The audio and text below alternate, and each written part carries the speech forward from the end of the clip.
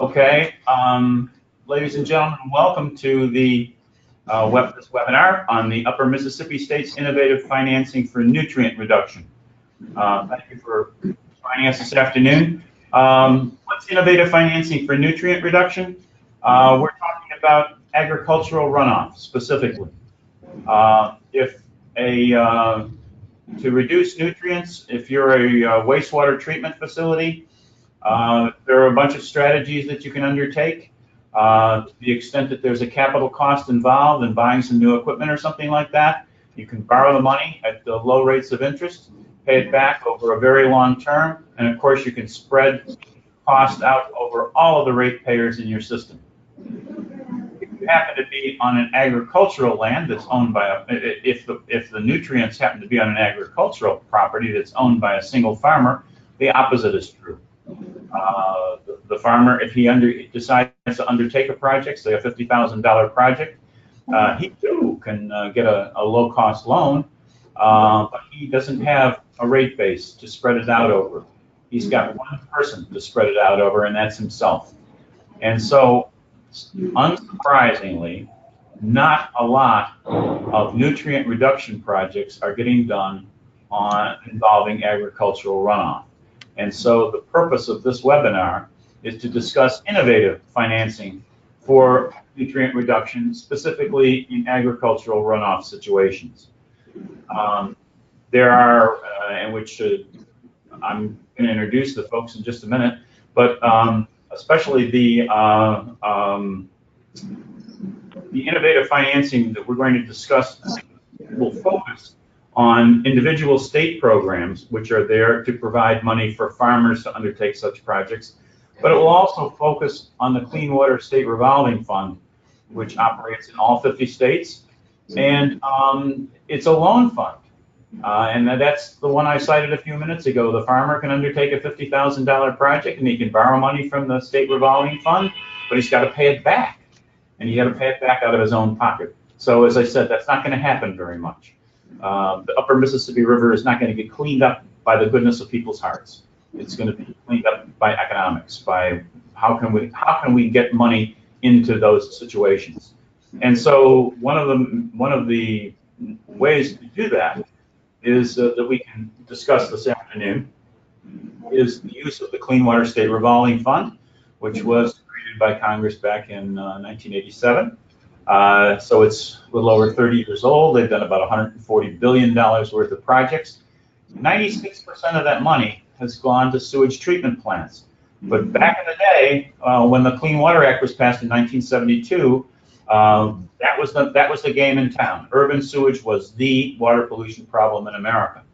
And in 15 years, they started a grant program then, which kicked $100 billion into the effort to clean up the nation's water in the form of grants, and then they switched to a loan program in 1987, which is the State Revolving Fund, and that has kicked in another $240 billion. With 96% of that going to wastewater treatment facilities, that situation is well under control. What we need now to do is to focus on the pollution that's coming from agriculture, and agricultural runoff specifically.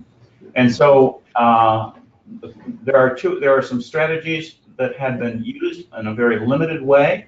One of which is to have a wastewater treatment utility fund the upstream project on the farm, and they would do that for two reasons. One is if the state regulators agree, the utility would get the credit for the reduction in the nutrients. That being the case, it's a question of economics. Is it cheaper to reduce the nutrients upstream on a farm, or is it to do it at their own sewage treatment plant? Assuming it's cheaper to do it upstream, if the state agrees, if the regulators agree, that's one way of getting money to the farm. The other is a program that started in 1997 that's basically called the sponsorship program. And what it involves, again, it's a partnership between an upstream and a downstream user, the downstream user being usually the wastewater treatment utility. And here the wastewater, why would they do a project upstream, in this case, they're not going to get the credit for it. It's they get a lower interest rate. They get a lower payment, excuse me, and a lower interest rate. So the example I always use is a utility that's got a $10 million, let's say, adding sewer mains to their system, to the tune of $10 million. Yes, they can go borrow money from their state revolving fund, generally around 2%, and sewer mains last forever, so you can probably borrow for 30 years. So that's a very good deal. In this case, however, the utility might borrow another $1 million and give the $1 million essentially to like an upstream district, maybe a conservation district or a watershed district, or in each individual farmers. But they would put that money to work upstream. And what's the reward are they going to get? Are they going to get the nutrient credits? Nope, not in this case. But they're going to get a reduction in the interest rate from the SRF. And basically, if you want to do the math, a $10 million loan at 2% versus an $11 million loan with the $1 million going to the upstream agricultural runoff problem at 1%, the 1% loan for a larger amount of money is actually cheaper. So in that case, it's not that the downstream utility is getting the credit for it on their NPDES permit. It's that they're actually saving their customers a little bit of money. And so those are some of the strategies.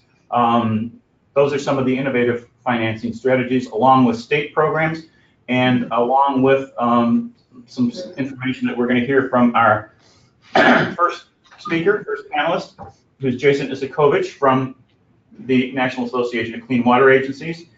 Jason handles their legislative affairs, and Jason's going to tell us, in addition to what NACWA's up to in this area, he's going to tell us what goodies were in the Farm Bill that recently passed that can be applied to these type of situations.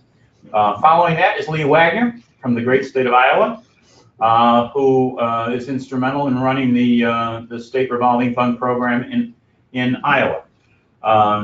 Next is John Dunn, who is with the city of Ames.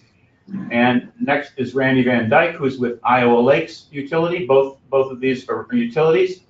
And then last but not least is Nick Meninga from Illinois, again, with a utility operator. So those are our panelists. And the order will be Jason, Lee, John, Nick, and then Randy will bring up Randy Van Dyke will bring up will be the concluding panelist here. So without further ado, let me turn it over to Jason. Are you ready to go? Great, thanks, Michael. Appreciate it. Thank you all for having me here today. It's good to be here with Lee and Randy and Nick and John. Appreciate everyone's time today. So just to build a little bit on what Michael was talking about earlier. So the NACWA's been working on some water quality provisions in the recently passed 2018 Farm Bill, passed into law, strong bipartisan support late last year, right before the end of the year. So, Michael touched a little bit upon it earlier, but nutrients, non-point source nutrients are obviously becoming a leading contributor to water quality impairments. In turn, that's obviously becoming a big issue for compliance costs for public clean water utilities and our ratepayers, really throughout the country, obviously in specific targeted areas, but we're hearing about it from a variety of states and areas across the country.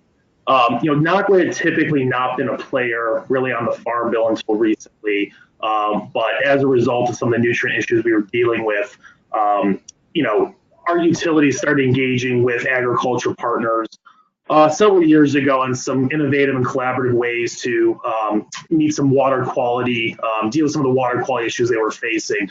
So we really took that approach when we started working with Congress on the 2018 Farm Bill. We put together a Farm Bill working group here at NACWA, which really was tremendous, and can't thank them enough for all their work and getting all of this across the finish line.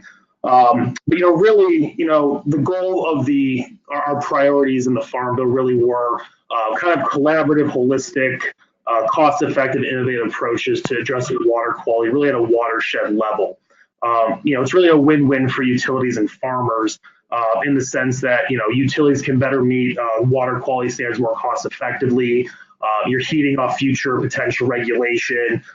farmers are seeing an increase in farm and agriculture productivity, and you're seeing, or the idea is to get an improvement of the overall health of the watershed.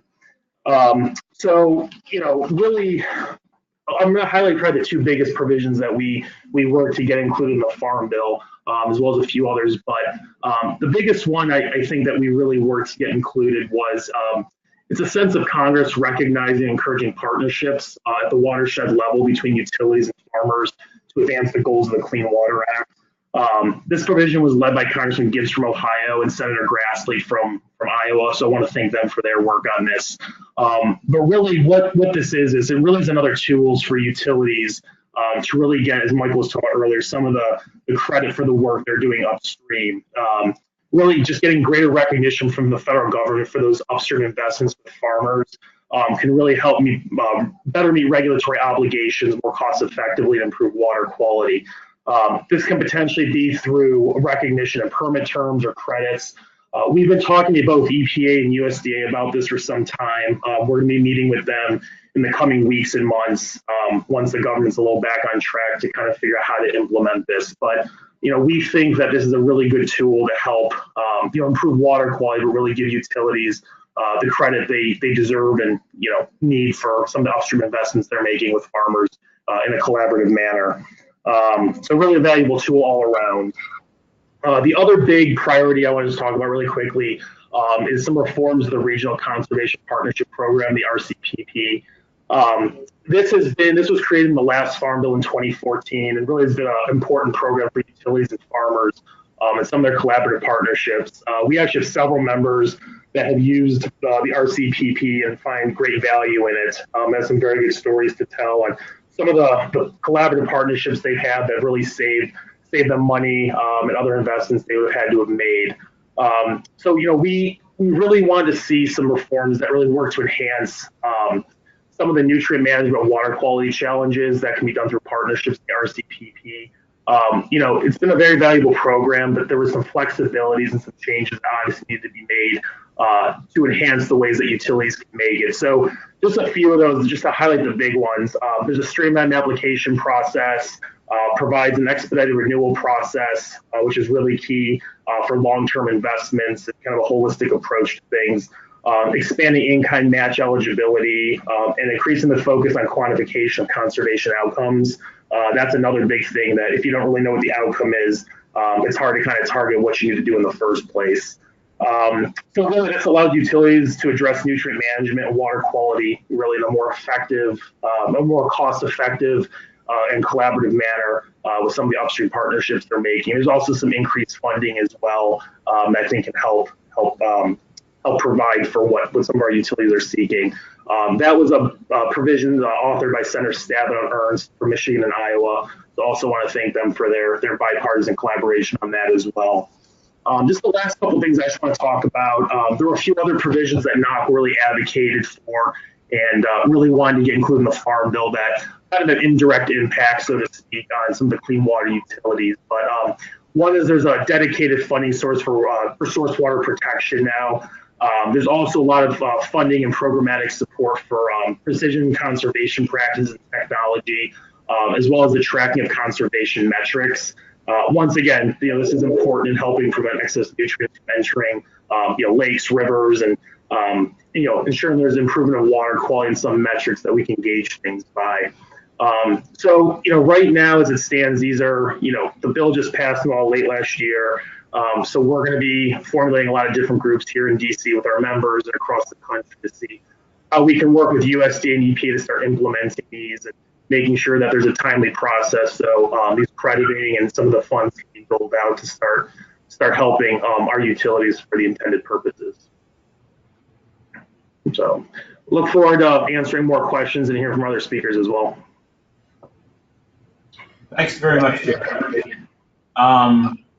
I think one of the things we're hearing here that I think is very, very optimistic is that an organization like NACWA, the National Association of Clean Water Agencies, and later on we'll be hearing from Randy with the Association of Regional Water Organizations, is that it's organizations like these that are organizations comprised of members who are utilities. clean water utilities, who are taking the leadership role in reaching out to the farm community and saying, hey guys, there is money here and we can work together. I mean, Jason's, what he was talking about is the Farm Bill reflecting Congress's desire to have partnerships between utilities and farmers is just great news. And it's even greater news that NAC was going to take them up on it. Of course, it was probably Jason's idea to put it in the Farm Bill in the first place, but I won't say that in front of anybody. But anyway, it's great that the Congress feels the way it does, and it's even greater. Organizations like NACWA and ARWO are going to take leadership positions to reach out to the farm community to start getting agricultural runoff reduction projects funded, and so that the farmers don't have to worry about it anymore. Anyway, that said, let me turn it over to Lee Wagner, who Iowa. I have worked in Iowa for several years, and was just astonished at in terms of the state revolving fund program. Iowa's just it is, nationally speaking, the cutting edge in terms of innovation. I mean, they're absolutely, clever and innovative uses of this federal program.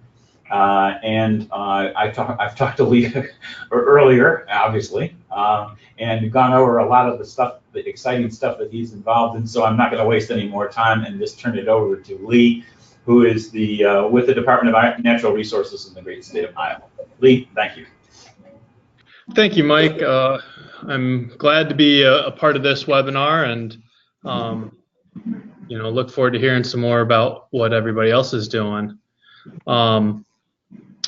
So I've got a few slides here. I got to click on that. So Iowa's SRF is a cooperative venture between the Iowa Department of Natural Resources and the Iowa Finance Authority, and then through a contract with the Department of Ag and Land Stewardship to help us out with some of those non-point source programs in the rural landscape. So real quickly, I'm going to kind of discuss Iowa's non-point source problems a little bit, some SRF background, and then really get into the meat and potatoes of our newest non-point source program, which is the Water Resource Restoration Sponsored Projects. So this map illustrates Iowa's land use pre-settlement on the left and our current land use on the right. As you can see, pre-settlement, Iowa was mostly savanna, prairie, and forested areas. And as Iowa's been transformed into a powerhouse of agriculture and our urban centers have grown, we have much more agricultural land and impervious areas from cities, and that's what you see on your right. And so with this, is kind of leads to some of those nutrient problems that Michael was talking about earlier. So for Iowa, from 1989 until 2002, our bread and butter and really all we did was water and wastewater infrastructure loans. And then after 2003, a change in the state law authorized SRF programs allowed us to develop a number of different programs targeting a variety of different water quality issues and the audiences that are impacted by them.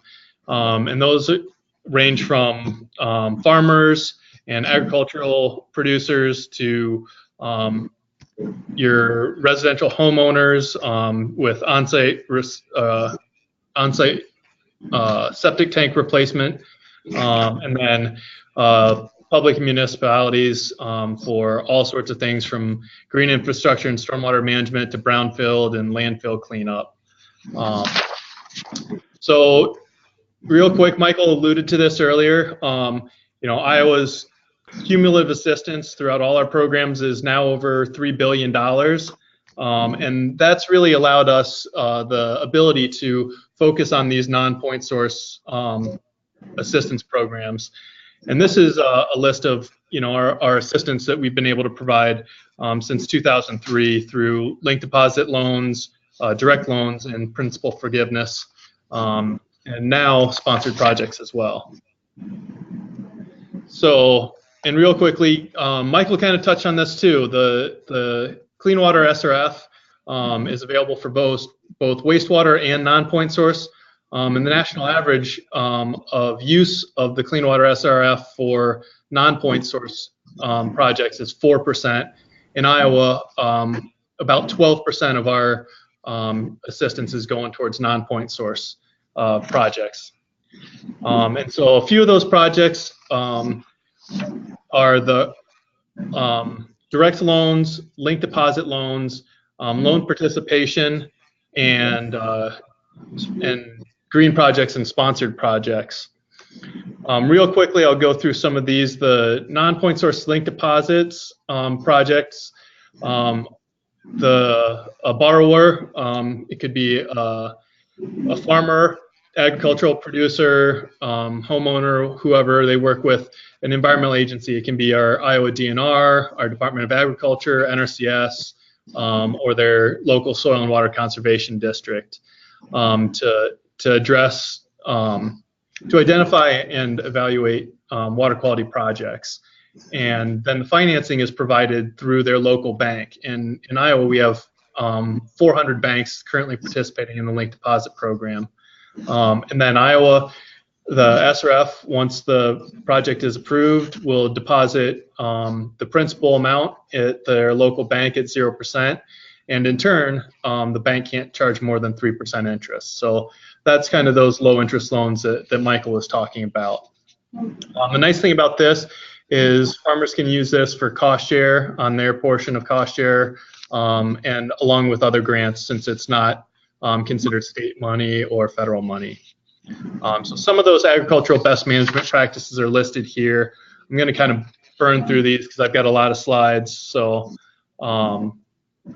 then green infrastructure kind of works the same way for private folks. Work with their local soil and water conservation district and then get a loan through their local bank. And then we also have on-site water, wastewater systems. This is one of the things in Iowa. There's a large percentage of rural area in Iowa, and so there's a lot of on-site systems out there. So replacing those leaking and outdated septic systems has really proved to be helpful in reducing one element of non-point source nutrients. And then our other water quality things can range from stormwater best management practices, brownfield cleanup, stream restoration. And those are all for public entities. So getting into our sponsored projects, this kind of illustrates where all the money comes from and where it goes. And the SRF is primarily a loan program with the goal of having dollars repaid, and then that provides perpetual funding for to be loaned out to other projects. And so in general, there's no free lunch with the SRF. However, our sponsored project program is probably the closest thing we can offer to a free lunch. So our sponsored project program was made possible through a change in our Iowa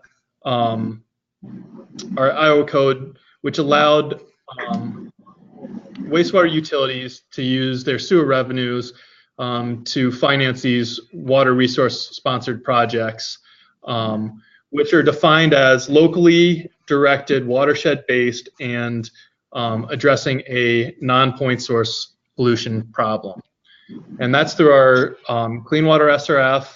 It started with a pilot project in the city of Dubuque and then opened up to other communities across the state in 2014. Generally, the way the project funding works is our loans are generally at 1.75% paid for over a period of 20 to 30 years. And then roughly 1% of that interest rate can go to can be used for the sponsored project. And so approximately 10% of the amount of the Clean Water SRF loan can be used for a sponsored project. And that's paid for through an interest rate reduction on their wastewater loan. So, that's really an interest rate hit to our Clean Water SRF. So we currently have about $10 million available each year that we can lose in interest to help sponsor these projects. So a typical wastewater loan looks like this, $1 million of principal. Over 20 years, they pay back $227,000 in interest and fees. And then on a clean water loan, the city borrows an additional $100,000, and then their wastewater loan interest rate is reduced by up to 1%. And so it looks like this. And essentially the blue on the right shows the interest that's offset or used to pay for the sponsored project. So the application process in Iowa is that it has to be a wastewater utility or a city that has a current SRF project in the planning phase. And then another requirement is that the utility or the applicant has to work with another watershed organization to help identify their watershed and their water quality problem that they're going to address. So in that application development, it has to address a non-point source water pollution problem, and it has to be based on a watershed basis. So there has to be a watershed assessment, and then it ends with identifying the possible practices and that can be used to address that watershed problem. So this is kind of an illustration of, and it doesn't show up real good for you guys, but of the projects we have as of August of 2018. So it doesn't include ones that were recently approved here in December. But including those projects that were approved here in December, we have allocated a total of $6.5 million to 91 different projects throughout the state. And these red stars are kind of ones I'm going to quickly highlight that kind of illustrate the variety of water quality problems and practices that can be used through the sponsored project program. So our first one was our pilot project. This was here in Dubuque, which is on the Mississippi River up near Wisconsin. And they chose to use their sponsored project dollars to do install permeable pavers in 74 alleys in their B Branch watershed. And that, a lot of you may have heard about the B Branch watershed project to daylight that storm sewer and return it back to a natural stream. And that was a large part of what they were trying to accomplish with that sponsored project as well. Sioux City did a very innovative project where they have a park that has a lot of less soil. So less soil is very light windblown soil, fluffy, that is very prone to erosion.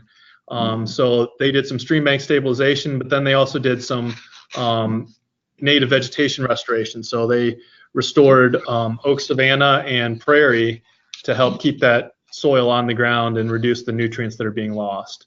So here's a picture right after they did the clearing in the oak savanna. They cleared out a lot of invasive species, and then just kind of let the native species come back here. And this kind of shows, a year later, and then in October of 2015. So, and then the next example is the city of Clinton. And Clinton is a community that has combined sewers, and as part of their sponsored project, they wanted to evaluate whether green infrastructure could help them more effectively and less costly address their stormwater separation and conveyance stuff. And so they incorporated permeable pavers and tree planter boxes along with some of the work they were doing to separate their sewers. And then our next example, whoops, wrong way.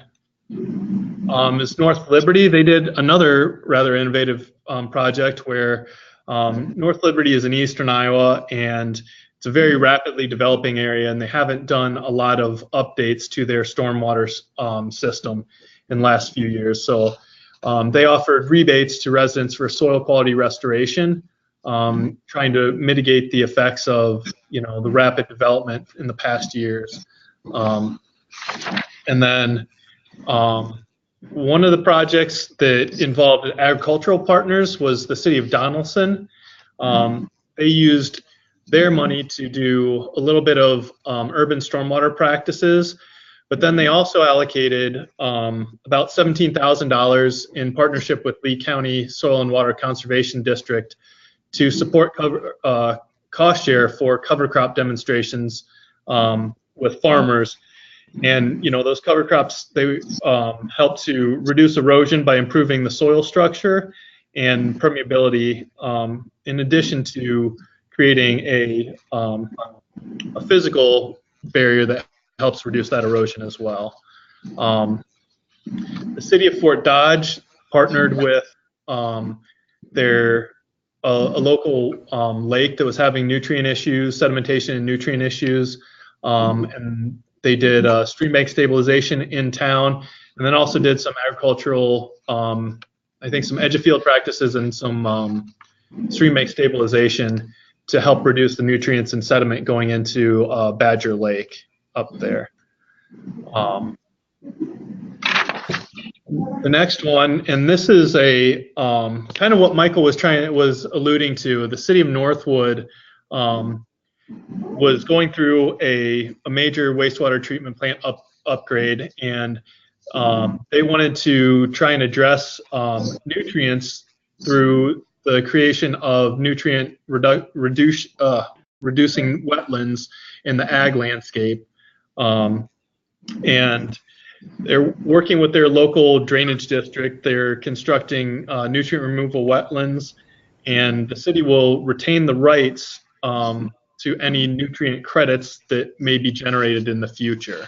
And then kind of our last example is the city of Des Moines, which funded the restoration of floodplain area in areas where there was homes being damaged within the floodplain of 4 Mile Creek, and removing those from the floodplain and the associated household hazardous waste that were getting into the streams. So our project outcomes are, Iowa is really becoming a laboratory for practices to address water quality problems. And this really allows, local communities to identify and really address what water quality issues they have in their area. And then doing sponsored projects has been really important for us to help better understand what practices can be used to address certain water quality issues. And then it also has helped us encourage watershed-based planning and partnerships between urban and agricultural rural areas. And then last slide is just my contact information. I think we'll probably have time for questions here at the end. So with that, I'll pass it back to Michael. Thanks very much, Lee. And that was quite a run through of a series of terrifically innovative projects that are addressing the issues that we're here for today. So I appreciate that. Before we get to John, who's got a classic and a large example of just exactly what we're talking about here today from the city of, I did want to mention that you are hearing this webinar compliments of the Environmental Law Institute, of which I'm a visiting scholar here. But this entire project is being sponsored by the McKnight Foundation. And so I think the people of the upper Mississippi Valley and the people of the entire Mississippi Valley owe the McKnight Foundation a great deal of gratitude for their interest in focusing on the agricultural, the water pollution that comes from agricultural runoff, which follows the upper Mississippi, the lower Mississippi, and ultimately the Gulf of Mexico. And I know those are big concerns of the McKnight Foundation. So again, a big thanks to them. And without further ado, let's call on John Dunn from the City of Ames to talk about the subject in general, as well as this excellent and elegant project that he's got going. John, take it away. Thank you. If I can get the slides to advance here.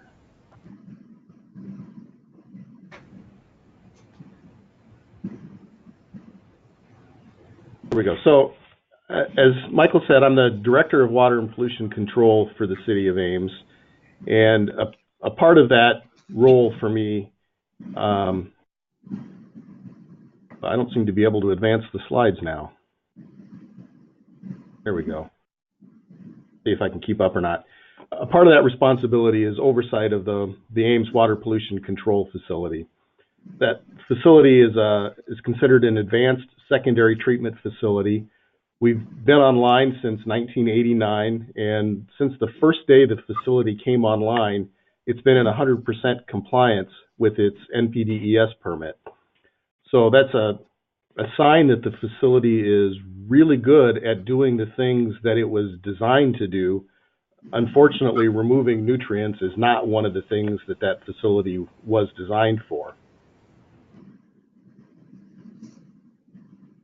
So the Iowa nutrient reduction strategy is broken out between point sources and non-point sources. The overall goal is to try to target a 45% reduction in the total nutrient export leaving the state of Iowa. And for the point sources, the targets are built around a technology-based standard, the biological nutrient removal. So point sources are being tasked with trying to achieve a discharge effluent that has a quality that's equivalent to what a well-run BNR system could achieve. And that's a 75% reduction in the phosphorus loading coming into a facility and a 67% reduction in the nitrogen coming into a facility. So from the data I show there, you can see that while we are removing nutrients at the facility, we're not getting anywhere near the targets of what the point sources in Iowa are being tasked to achieve. So the point sources in Iowa, the way that this works procedurally is when your NPDES permit is renewed, you get a requirement inserted to conduct a nutrient reduction feasibility study. And really what that's asking is for the utility to identify the most cost-effective way that it can achieve the goals of the point source strategy and a reasonable timeline to get there. Now, for us in Ames, we have not yet had a permit renewal that imposed that obligation on us, but we had another reason that we wanted to undertake that feasibility study right away, and that has to do with the condition of our trickling filters. The filters and the media in them are original to the facility. They're 30 years old, and we know they have a finite life. And before we start into a multi-million-dollar reinvestment in those, we wanted to know what role they might play in a nutrient removal scheme. So earlier this summer, we started our nutrient removal study. And the feasibility studies for point sources are really targeted very specifically at improvements to the treatment facility itself. And we referred to that as we did our study as the inside the fence options. But we specifically and intentionally asked our consultants to, oops, we dropped out of presentation mode there, asked our consultants to take a look at whether or not there was a role for a non-point source component. And specifically what we were trying to accomplish was to see if there was an optimization option available to us, something that got us maybe most of the way to the goal, but perhaps couldn't get us all the way there, but at a much lower capital cost. And then I wanted to know whether we had some non-point source options that we might be able to use as an offset for the balance of those credits. So I'll just jump to what the conclusions of that feasibility study were. I'll put a caveat in here that we haven't formally submitted this to the Iowa DNR yet, so Lee's kind of getting one of the early sneak peeks at what we're hopefully going to be submitting here in the next month. But what we found is that optimization really wasn't a viable path for us. There wasn't anything that we could reasonably do with a trickling filter treatment scheme that was going to get us significantly closer to the goals. So it was going to be an all or nothing approach for us. And so that meant for the non-point source side, then it either meant we were doing it all inside the fence or we had to try to do it all outside the fence. And setting aside the question of whether or not the state would have accepted an entirely off-site solution from us, which I'm not sure that they would have, we couldn't even convince ourselves that that was the right solution for us. The number of acres in the watershed that would have to go into best management practices to try to offset the reduction loading from our facility was going to be pretty significant. And so we are recommending that we move ahead with a technology replacement and upgrade at the facility. But we still kept a non-point source component available in that study. And so the recommendation that we're moving forward with is sort of moving on two tracks. We've got an inside the fence and an outside the fence track. Inside the fence, what we're going to propose is phased technology replacement of the treatment facility, converting to a conventional activated sludge. That construction is proposed to take place in 3 distinct construction phases over the next 20 years. With the timing of each of those phases, I promise the police aren't coming for me. With the timing of each of those construction phases to correspond with remaining anticipated life of facilities that we've already got in place. And at the end of the 20 years, we will meet the goals of the nutrient reduction strategy. And we probably could stop right there and submit that to the state, and I think that they probably would have been comfortable with that as a solution for us. But I and my staff, and most importantly, my city council, still felt that there was a role for us as a wastewater utility to play in the non-point source arena, that there was value and importance for us to step up, having not really done a lot of non-point source work outside the city limits, for us to step up and start taking a leadership role. And when I presented it to my council, there were 3 things that I told them that we wanted to see as a part of this, and I think all 3 of these were essential to getting my council to buy into the concept. The first was that we wanted to do it in locations where the water quality benefits could be enjoyed and received by the ratepayers who were funding this. So that means we wanted to look at projects inside the city limits, ideally starting with city-owned property first. How could we ever talk to somebody else about land practices if we aren't being good stewards ourselves? But then also looking in the watershed upstream of Ames, so that if we can make some water quality improvements, that will hopefully be seen in the form of improved water quality as it comes into the city. Second thing that we talked about with our council is that we wanted to do projects where we could quantify what the nutrient reduction was that was being achieved. If we were going to put, ultimately over the next 20 years, $4 million into watershed projects, we wanted to know that we were getting some measurable benefit from what we were investing in. And the third thing was to make sure that my council understood that these watershed-based practices, they're getting something more tangible than just a nebulous reduction in so many pounds of phosphorus or nitrogen, that they're going to get flood mitigation benefits, that they're going to see source water protection. They'll see some improved recreational opportunities or wildlife habitat. And that was really important for my council to feel like they were getting more than just nutrient reduction for the money that we were going to spend.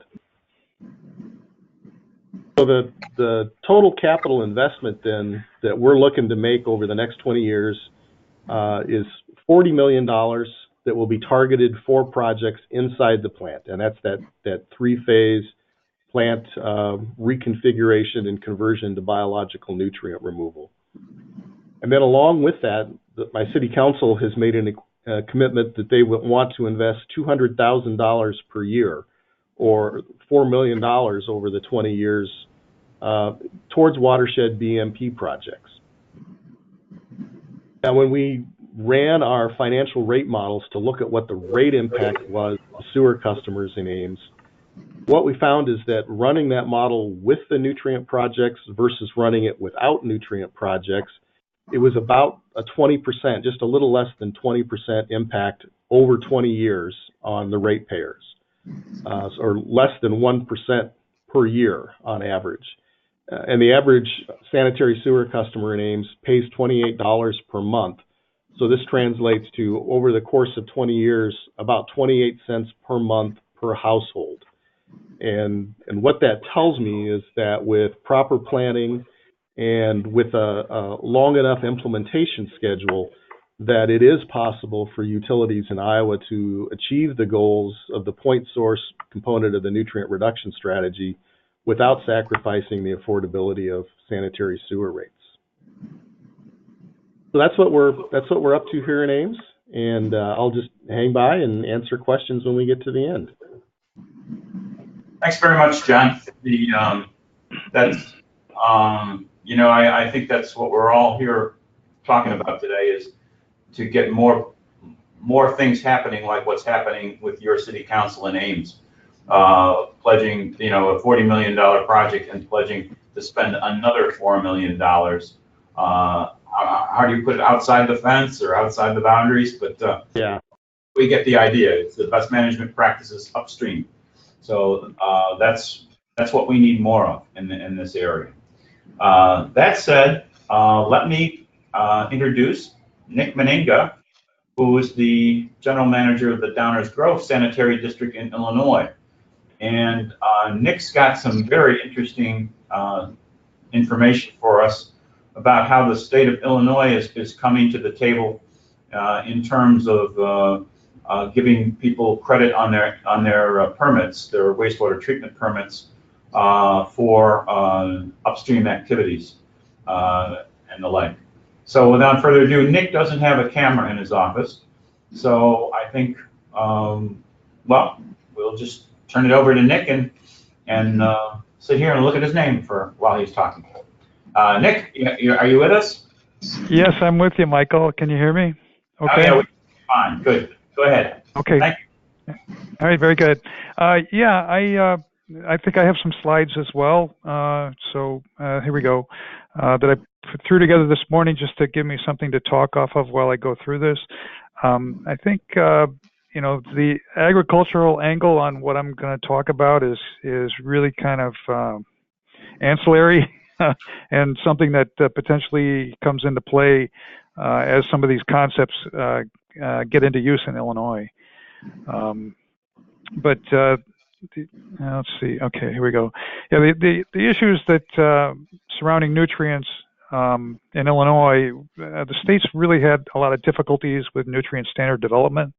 They've studied the impacts of nutrients on the local water streams primarily, and really are unable to develop good relationships that tie a nutrient standard to some of the goals of the Clean Water Act. So really they and then another issue that they've had is an increasing reliance on watershed groups to address TMDLs.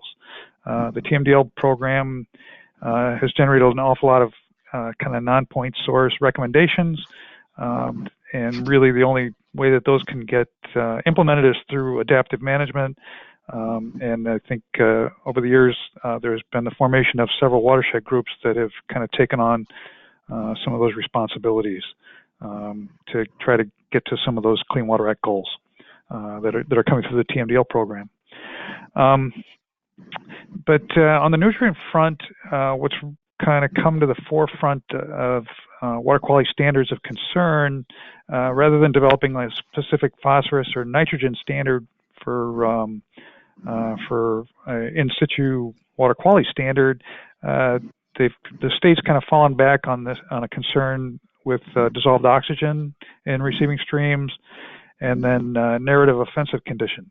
So things like nuisance algae and plant growth that are really just tied to the narrative standard in the state water quality standards.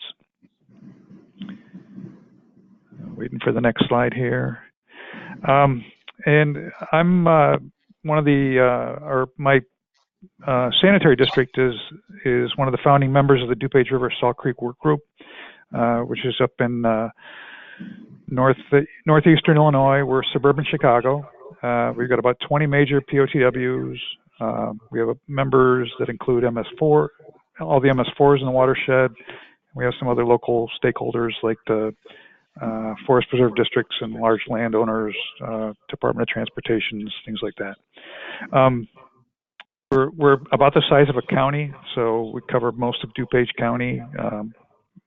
It's a suburban area, so we don't have a lot of agriculture, but some of the concepts that we've been working on are potentially applicable to a watershed group that would have a significant agricultural impact or content.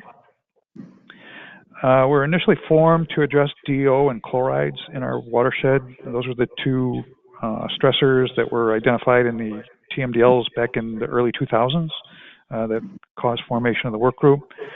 And really, we've studied the watershed for over 10 years now, and the things that we've focused on to try to make improvements outside of road salt use and trying to reduce that is looking at dam removal and modifications and stream restoration, because those are projects that attack the stressors that are keeping us from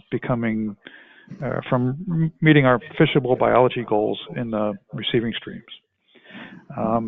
And the other thing that we've identified in studying our receiving streams is that nutrients are a lower priority for us. Consistent with what the state's found on a statewide basis, we don't see strong relationships between nutrients in the receiving streams and the biology that we're trying to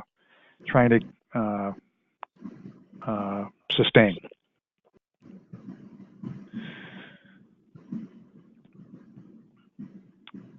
Let's see, where am I at here?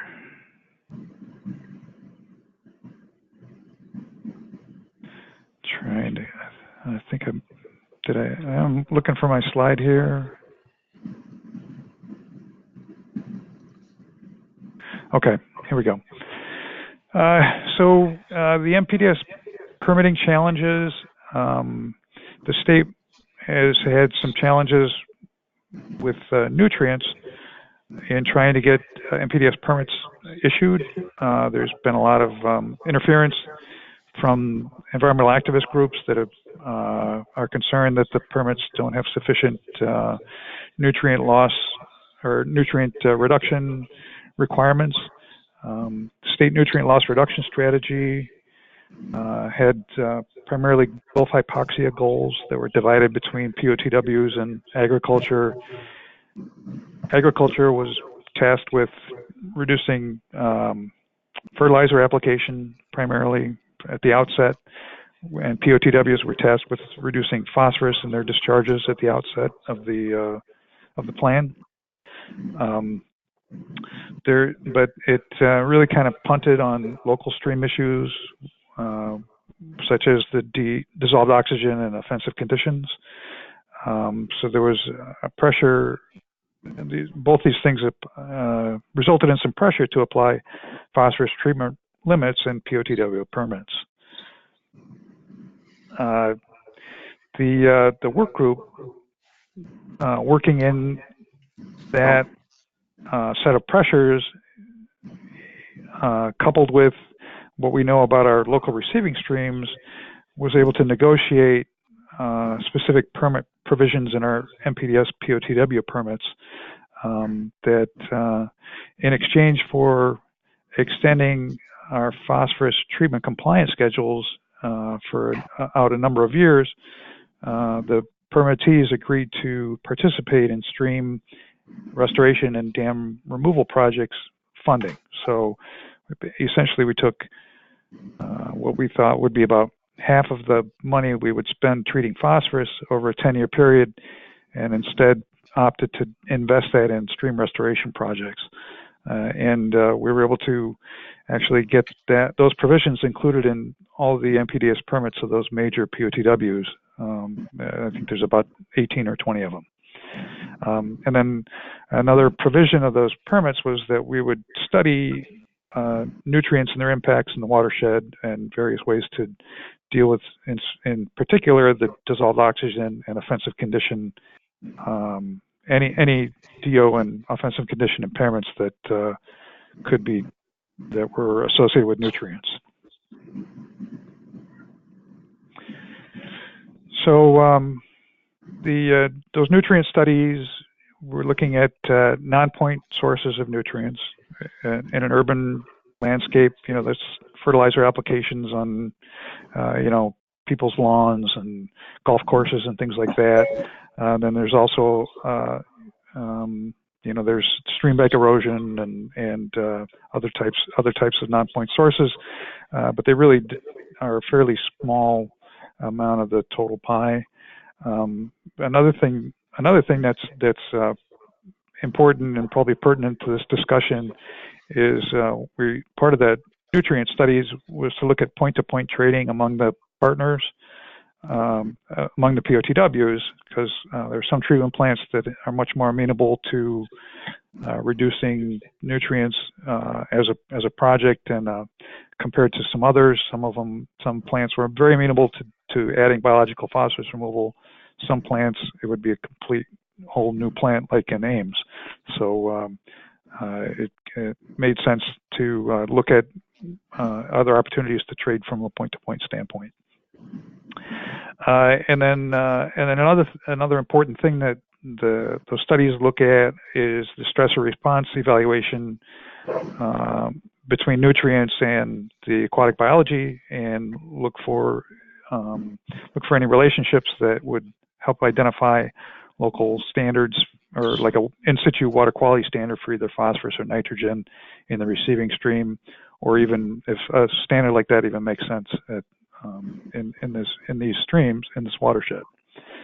And then other projects that we're looking at are things like pool elimination with dam removal and modification. The dams in the watershed have large pools where you have problems with algae growth, and then obviously they cause other secondary problems with fish passage and kind of dead spots in the streams. So eliminating those pools and allowing fish passage around those dams potentially has a big impact on the biology in the rivers. And then other types of projects like riffle and pool construction, other types of channel restoration, stream bank erosion protection, habitat feature improvements, both in the stream as well as on the stream banks, the riparian habitat, getting trees planted in areas so you get shade cover and things like that. So there's a long number of river restoration projects that potentially have a significant impact on the aquatic biology in the receiving streams. And then the ultimate goal of these studies is to develop a plan to address, in particular, the permit says that the plan is developed to address the dissolved oxygen and offensive condition impairments. However, we, as a work group, with those kind of higher fishable water quality goals or stream use goals, want to keep those larger goals in mind as we develop a plan that's going to address just the DO and offensive condition impairments, which are kind of what seems to be a fairly small subset of the the total amount of stressors that are keeping us from getting to high level aquatic biology in the receiving streams.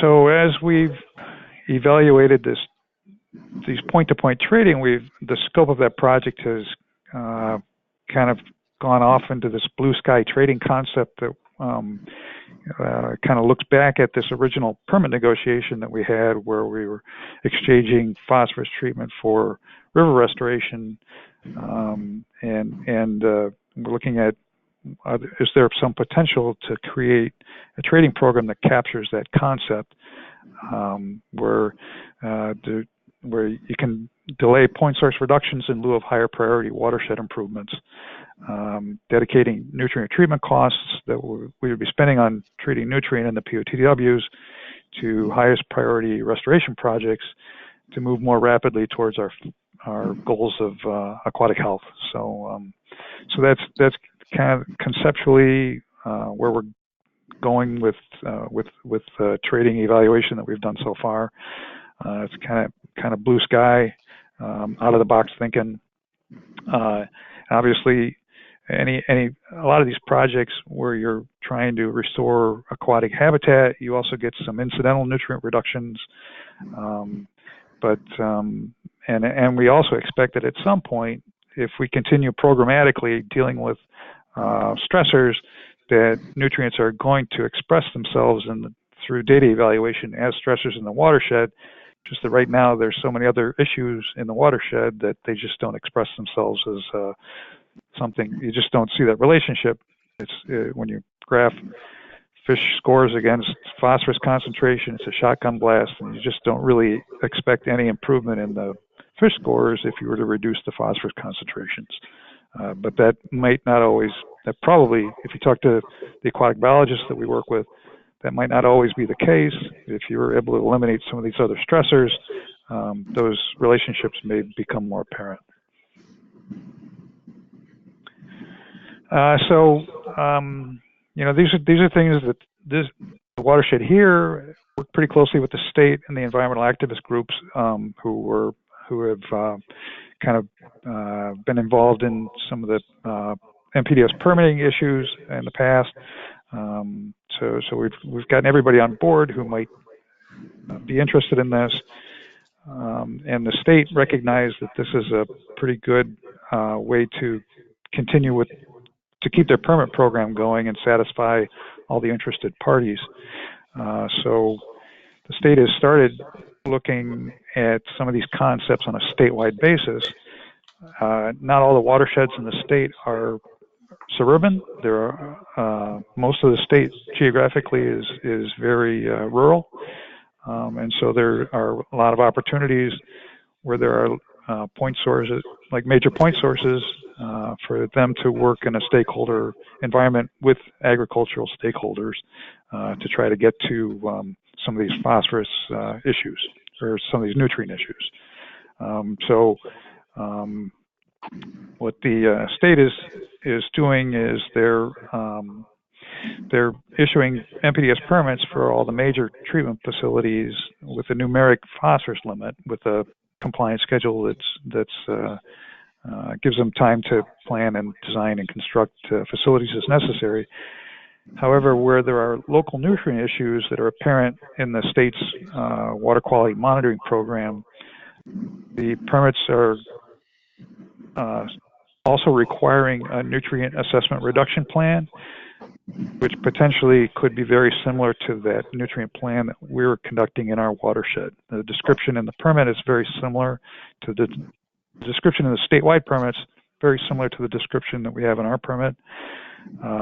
The plan would need to address local DO and offensive condition impairments. The plans need to include nutrient reductions, point and non-point, and can also include other measures.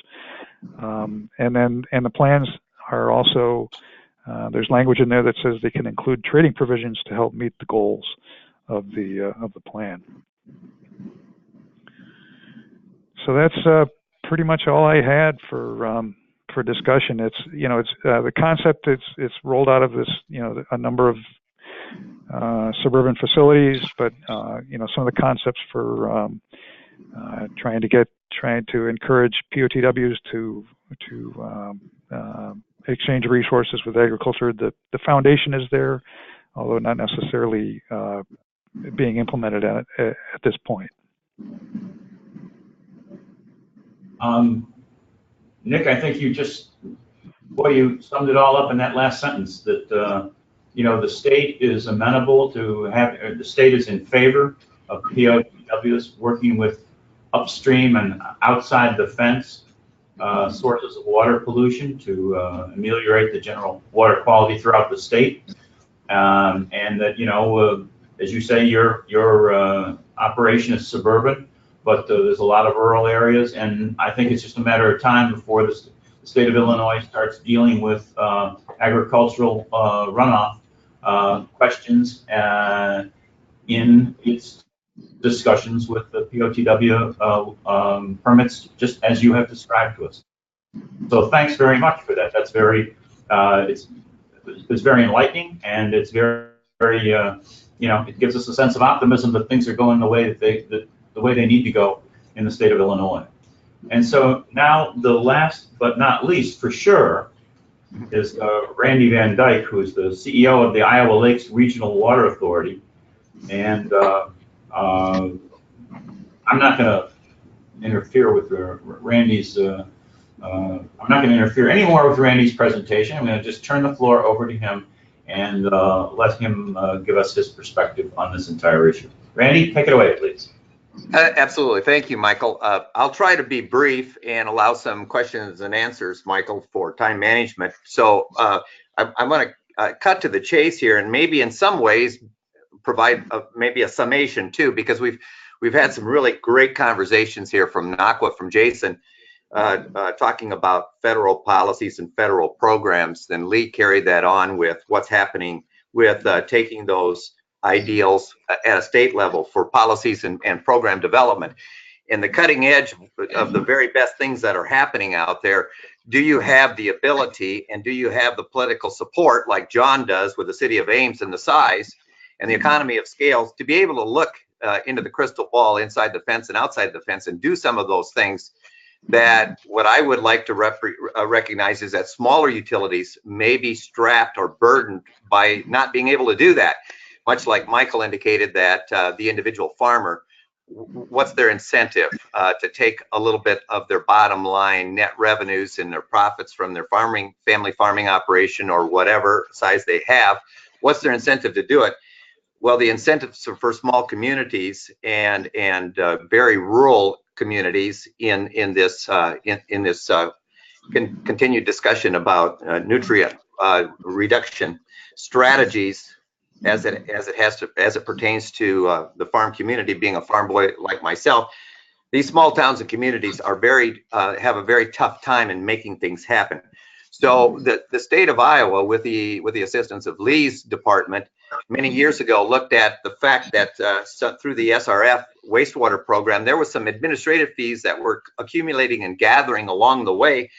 And they came up with some brainstorming with USDA Rural Development with their water and wastewater loan and grant program. And they said that perhaps we should try to pull people together and start looking at a way of managing utility problems, specifically clean water issues for clean water utilities, and take some of those as seed money. And Lee, thank you very much to the agency for being the initiative for this 2007 initiative, which created the concept of utility management organizations. What can we do together collectively, and looking at best practice and looking at resources to do some of the things for the underserved or unserved areas in the state of Iowa, specifically in unsewered areas. And we were appalled when we looked at it. And when you talk to the country cousins, they'll say, well, how are the cities really doing? And of course, Ames and Des Moines and others of the larger communities in Iowa, they can say, well, we think we're doing our part. But how about the small communities, especially when in 2007, we still had 775 unsewered communities. So the objective that we put together in these 6 utility management organizations is look at what could we possibly bring the best solutions for the very, very smallest communities together to take care of the raw sewage, absolutely raw sewage from septic tanks going directly into the tile systems and the rivers and streams of the state of Iowa. And that process went on for a very long time. We continue to have discussions with the agency with their great support, not only from the Iowa Office of Rural Development, but also with the Iowa DNR, but specifically with the governor's office and with the legislature. And this group of UMOs went ahead and continued to report back to the governor's office and to the agency as well. And last year, actually, they in their specific legislation lead, they passed a study bill coming out of there to continue to look at and to identify comprehensive ways of reviewing the financial challenges for small cities, complying with all the challenges with the Clean Water Act and those standards, and bringing together work group. And there was a cutout coming out of that bill for that Senate File 512 to look at that study committee, and they've already had hearings already in 2019 to begin that activity and continuing to move that forward. But of those 775 unsewered communities, hundreds of those have been sewered since this point in time, but there's a lot of ongoing work that needs to continue in that regard. What did we learn from that? We learned that we could take this type of a concept and work with our partners, we're in Illinois and some of the larger regional water systems in Illinois and in Iowa, and look at some of the things that are being done. These large regional water organizations have already been involved with source water protection in a grand scale, where they actually buy low-till or no-till farm equipment and lease it or make it available to people free of charge if they just want to use it and try it out, to encourage different practices for soil conservation methodology within the state of Iowa. The regional water organizations have been involved for a couple of decades in that type of initiative. We took that concept on and we formed a national organization as well in 2016, and partnering now with NACWA as well as with the Association of Metropolitan Water Agencies. Not to mention, Jason, thank you very much for Iowa Lakes Regional Water won the 2018 award from your organization for the Environmental Achievement Award. Specifically, what that means is in Iowa Lakes Regional Water, our footprint is 10,000 square miles. We're in parts of 11 different counties. And we are finishing up building our 12th wastewater system that we build with our own construction crews, own and operate, and provide a brand new community facility, wastewater facility for a community that was previously unsewered. And that type of initiative is happening throughout the state of Iowa and other places around the United States. So the Association of Regional Water Organizations, along with our partners in Illinois, Ohio, North Carolina, Texas, and also in Arkansas, we're also partnering with the Rural Community Assistance Program. Those regional partners across the United States, there's 6 groups of those. They're looking at best solutions for keeping those communities resilient and helping them to comply with the regulations that are coming down from EPA, either through the Safe Drinking Water Act or the Clean Water Act. Alone, they really lack the managerial, the financial, or the technical capacity to do it on their own. But for joining these organizations, we're able to work through some issues on their behalf to do some things that by ourselves we wouldn't be able to do. We continue to have great conversations with Congress. I appreciate you acknowledging Senator Grassley's effort in that regard. Also reauthorizing the Farm Bill. Our Senator Ernst also was the authorizer on the subcommittee, chairing the subcommittee for the reauthorization. Senator Ernst did an awful lot as well. And we've always had our legislators, both at the State House and the delegation in DC, very, very interested in water quality and trying to encourage all of us to be on that cutting edge. Makes Lee's job and my job a lot easier when we have the political people that are elected into these positions, whether it's in administration or whether it's in Congress, on either side of the aisles, supporting, looking at these type of initiatives as well. That conversation didn't fall on deaf ears. The Association of Regional Water Organizations was invited to sit down with this administration in the White House in August of 2017, and they want brand new cutting edge solutions, a paradigm shift in the thinking, and take it to the next step. Where are we going to go from here? So there's pages of the next chapters that aren't even being written at this, that are being written at this point, that we don't have any conclusions, but we're very much looking forward to looking at how we can take these best practices and partner together and look at pilot projects in 6 or 7 different states where EPA, the funding agencies and the regulatory agencies are coming together and trying to match those funds with the best practices to come up with the type of the solutions in the 24th century that are going to be commonplace. I'm sure of it in the next 50 years. That I love John's comments about solutions inside the fence and outside the fence. I totally agree with Ames. You have to do both. You have to do both. For the current time, we have to fix the things on the ground running if we can. Wellhead protection programs, dealing with nitrates, even with the best practices in technology for water treatment, RO and those and the like. You still have the concentrates that you have to reintroduce those into the environment. You can't just remove them and make it available for drinking water standards, but then you have these reject water or concentrates that have to be reintroduced into the environment. Those are real challenges that we have to get our arms around. You just can't send it downstream. So for the water purveyors, there are big challenges, and there's big thinking going on in those regards. For our surface water plants, many of these regional systems rely more and more on surface water plants to find the quantity of water that we need to move them miles and miles and miles. My local water system has water that travels anywhere from 35 to 45 miles in a linear direction from source to the end user. Keeping it in condition and making moving water to different parts of the state is not uncommon at all. And knowing that you have to develop water sources in Iowa that can do that, you have to look at the impact of the sources of these watersheds, not only for groundwater in nitrogen, but in surface water in the impacts in phosphorus as well. I won't get into details of this study, but you might want to look it up on your own, those people that are participating. But it was a study that's done, and the link here with the agency.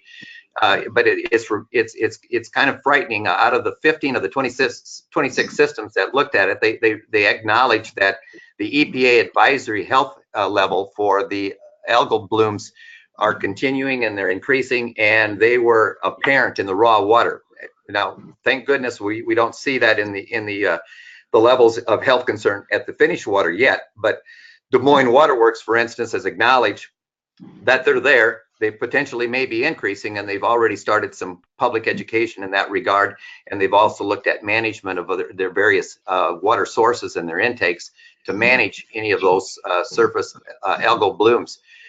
When you're the size of the Sioux cities and the Quad cities, the Cedar Rapids, and Des Moines Waterworks and Ames, your ability to manage these problems and put workforces together, or as Nick indicated, putting together a whole group of folks together to serve on a work group, gives you that horsepower and that muscle, Michael, to really put your shoulder into these problems and solve them, not for a single utility, but solve them for the industry and for the area.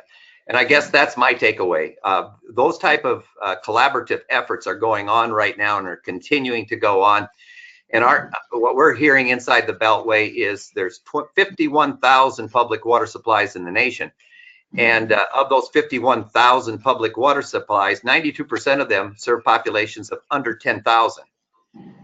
That is a huge volume of that audience that cannot do some of the things that John's articulating that they were able to do, or Nick's articulating that they're able to do in Illinois. But these folks got to come together through collaborative efforts through these association works, whether it's with NACWA.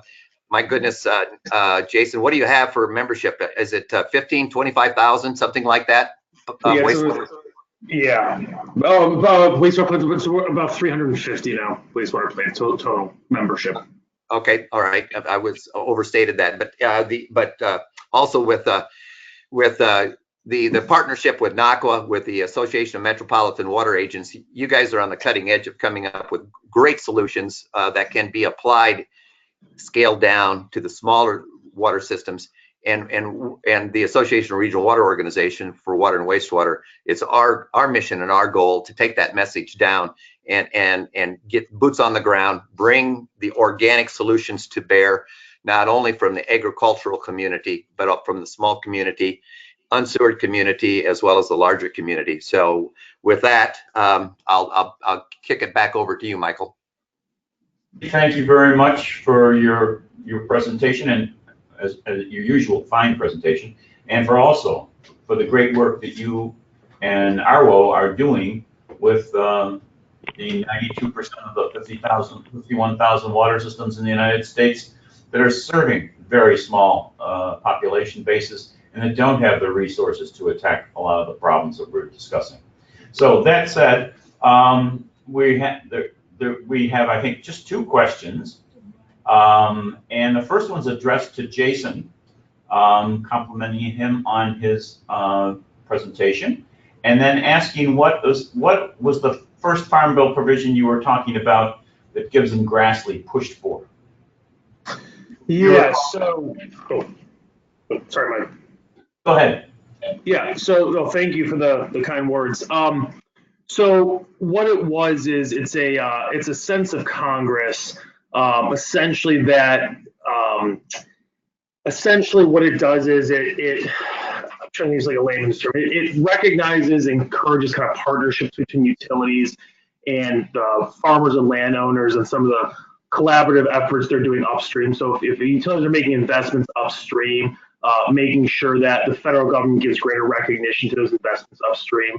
Essentially, what we're trying to get at that is that, and a lot of this has been kind of talked about, more practically. But if you're the utility, you obviously, besides being a good steward of the environment in many cases, you also want some kind of recognition for the good work you're doing, the investments you're taking with ratepayer money upstream. The idea there is that, if this can be implemented with some guidance from USDA and EPA, kind of give some backbone to the work that utilities are doing. So whether that's, more favorable permit terms, if you're making just as a random example, if you're investing in some type of wetland or buffer strips upstream, getting some kind of recognition in your permit terms for some phosphorus or nutrient reductions, or some type of credit scheme that would allow that kind of recognition to be used as well. So there's still a lot of work to do.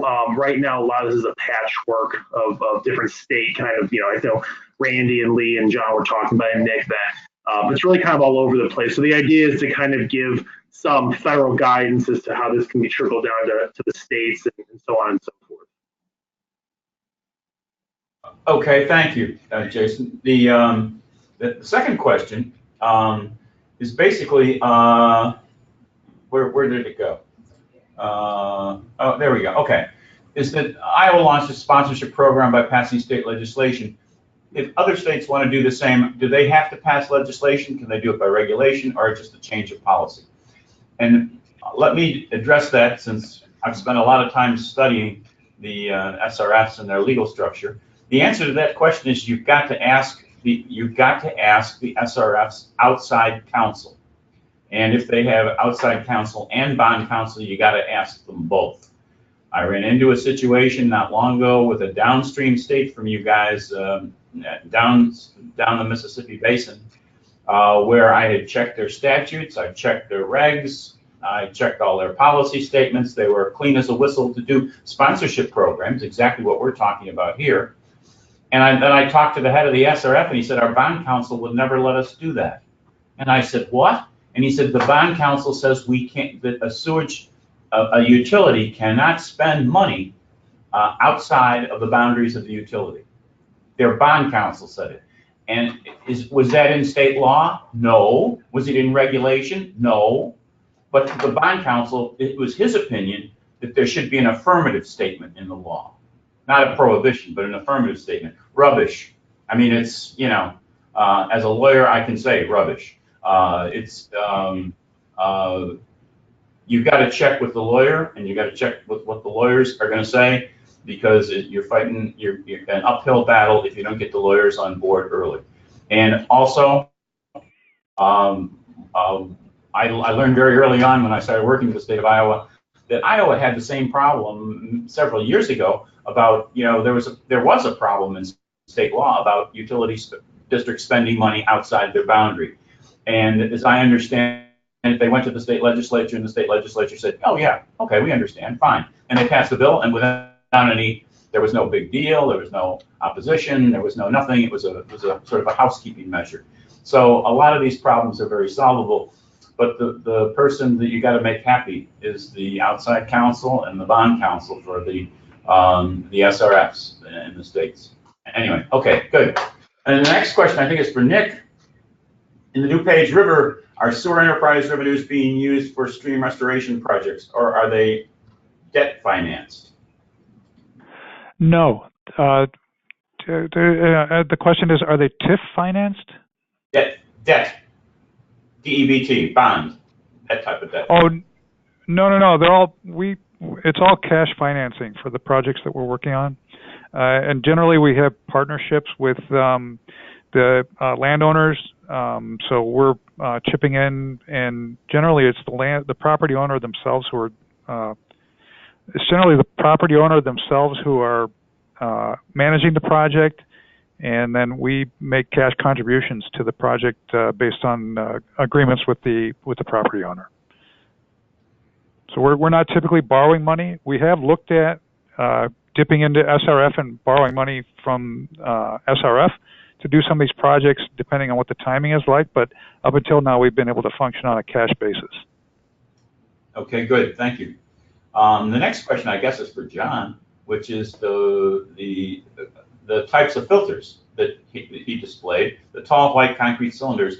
Could those types be used near streams that have been contaminated? What about a landmass that has been contaminated for decades by a former tire producing industry? Was that contaminated with oil and petrochemical? Could that be a partial solution to put that near a contaminated stream? And how old is the technology, and is it a part of a tertiary system? Can you answer that readily, John? I can take a shot at it. Okay. The trickling filter technology is really designed for BOD and ammonia removal. That's really what it goes after. The technology has been around for a lot of years. It's a pretty capital intensive operation to try to run trickling filters like we've got those. So I'm not sure that it would be easily amenable to like a streamside restoration type purpose. Okay, good. Next question's for Lee. Compliments on what you guys are doing in Iowa. And do you know if other states are currently working on developing sponsorship programs on their own? I guess that's the question. Yeah? Yeah. So I know Vermont just recently passed legislation and is currently ramping up a sponsored project program. We weren't the innovators of the sponsorship program. It was actually Ohio that came up with it, and we liked what they were doing, and we took it and made it applicable here in Iowa. I believe there's a total of only 6 or 7 states though, and to get to the question that was asked earlier, it really depends on what your state laws say, what your bond councils say. There's each state's SRF is set up differently. And so there's different hurdles that different states have to achieve in order to do those sponsorship programs. So sometimes it would take, significant legislative changes. In our case, it just took one change to change a statute in our Iowa code that said wastewater utility rates could only be used for wastewater projects, and allow that, that authorization for the sponsored projects too. Lee, and the last question here is another one, is to whether you have whether you see opportunities for supporting more ag-related water quality projects, such as treatment of treatment wetlands or other edge of field practices, in addition to the several residential projects that you mentioned?